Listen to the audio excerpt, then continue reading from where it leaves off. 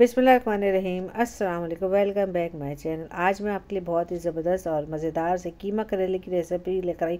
बहुत आसान सी रेसिपी और झटपट बनने वाली है।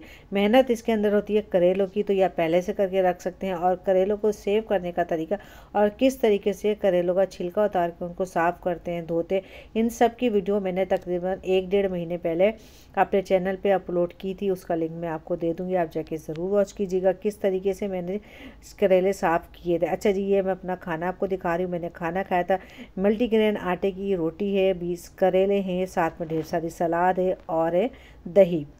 अब मैं आपको बताती हूँ कि मैंने किस तरीके से अपने कीमा करेले बनाए थे। सबसे पहले मैंने 2 प्याज ले लिए। बर्तन आप कोई से भी ले सकते हैं। मैं बना रही हूँ मिट्टी के हांडी के, और जो मैं तेल है वो मैं डाल रही हूँ सरसों का तेल। बिल्कुल भी महसूस नहीं होगा कि ये सालन मैंने सरसों के तेल में बनाया। आप भी ज़रूर ट्राई कीजिएगा सरसों के तेल में बना करके किस कदर मज़ेदार बनता है। जब हमारे प्याज थोड़ा सा हल्का सा सौते हो जाए, यानी उसका पानी खुश्क हो जाए, तो जितना भी जो साबुत गरम मसाला होता है और साथ में छोटी इलायची है, ज़ीरा है, वो सब हम इसके अंदर डाल देंगे। अच्छा, जो जो मैंने मसाले डाले वो सब मैं डिस्क्रिप्शन बॉक्स में दे दूँगी।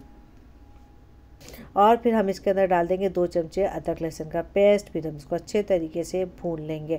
जब थोड़ी सी अदरक लहसुन के बदबू स्मेल जो ख़त्म हो जाएगी अदरक लहसुन की, तो इसके अंदर मैं डाल दूँगी 1 पाव, ये मेरे पास बीफ का कीमा है, आप कोई सा भी कीमा इस्तेमाल कर सकते हैं, आपकी मर्ज़ी है। फिर इसको हम अच्छे तरीके से फ्राई करेंगे। जब अच्छी तरीके से ये फ्राई हो जाएगा, यानी कीमे की स्मेल वगैरह सब खत्म हो जाएगी, इसका जो पानी निकलता है वो खुश्क हो जाएगा, ये अपने ही पानी में पक जाएगा।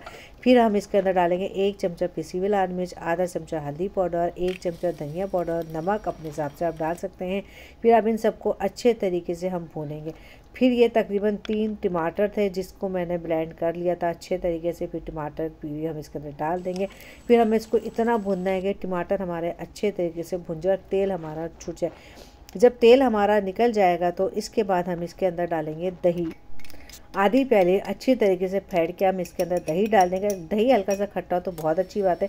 खटास जो होती है दही की, उससे हमारा कीमा और भी अच्छा बनेगा। फिर हम इसको फिर दोबारा से अच्छे तरीके से भून लेंगे कि हमारा जो हमने इस पर तेल डाला है वो हमारा तेल सेपरेट हो जाएगा।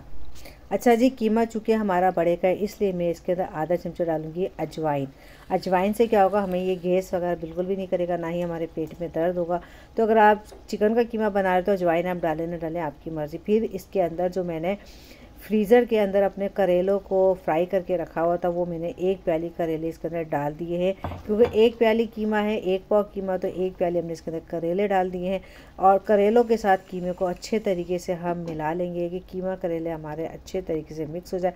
अब हम आँच को बिल्कुल कर देंगे हल्की। और मैंने लिए 4 हरी मिर्ची, इसमें से 2 हरी मिर्ची मैं बारीक काट दूँगी और 2 हरी मिर्चों में मैं साबुत रखूँगी। उस पर हल्का सा कोने पे कट लगाऊंगी और मैं इसको अपने कीमे के ऊपर रख दूँगी। फिर थोड़ी सी अदरक लेके इसको बारीक बारीक लंबा सा हम चॉप कर लेंगे। जितनी अदरक आपको पसंद हो वो डाल दें।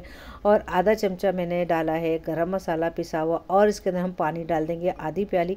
चूँकि ये मिट्टी की हांडी, अभी हम इसको दम पे लगाएंगे तो मिट्टी की हांडी में चीज़ जल्दी, जिससे पकने में टाइम लगता है और पानी हमारा खुश्क हो जाएगा जब हम दम पर लगाएंगे, और ये काफ़ी देर तक गर्म रहेगा।